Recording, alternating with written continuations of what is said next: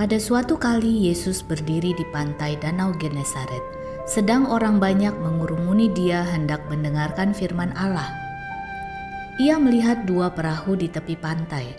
Nelayan-nelayannya telah turun dan sedang membasuh jalannya. Ia naik ke dalam salah satu perahu itu, yaitu perahu Simon, dan menyuruh dia supaya menolakkan perahunya sedikit jauh dari pantai. Lalu ia duduk dan mengajar orang banyak dari atas perahu. Setelah selesai berbicara, ia berkata kepada Simon, "Bertolaklah ke tempat yang dalam dan tebarkanlah jalamu untuk menangkap ikan."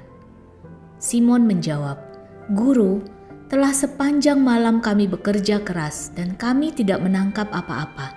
Tetapi karena Engkau menyuruhnya, aku akan menebarkan jala juga." Dan setelah mereka melakukannya, mereka menangkap sejumlah besar ikan, sehingga jala mereka mulai koyak. Lalu mereka memberi isyarat kepada teman-temannya di perahu yang lain, supaya mereka datang membantunya. Dan mereka itu datang, lalu mereka bersama-sama mengisi kedua perahu itu dengan ikan, hingga hampir tenggelam. Ketika Simon Petrus melihat hal itu, ia pun tersungkur di depan Yesus dan berkata, "Tuhan, pergilah daripadaku, karena aku ini seorang berdosa."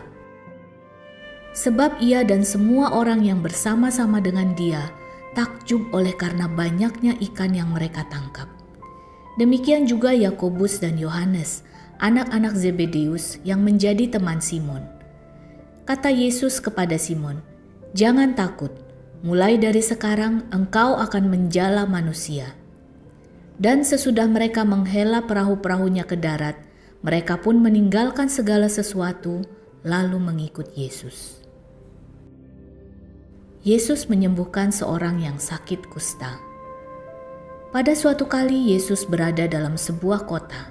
Di situ ada seorang yang penuh kusta.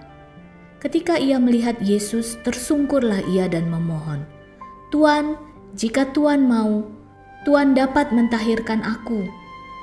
Lalu Yesus mengulurkan tangannya, menjamah orang itu dan berkata, "Aku mau, jadilah engkau tahir." Seketika itu juga lenyaplah penyakit kustanya. Yesus melarang orang itu memberitahukannya kepada siapapun juga dan berkata, "Pergilah, perlihatkanlah dirimu kepada imam dan persembahkanlah untuk pentahiranmu persembahan seperti yang diperintahkan Musa sebagai bukti bagi mereka." Tetapi kabar tentang Yesus makin jauh tersiar, dan datanglah orang banyak berbondong-bondong kepadanya untuk mendengar dia dan untuk disembuhkan dari penyakit mereka. Akan tetapi ia mengundurkan diri ke tempat-tempat yang sunyi dan berdoa.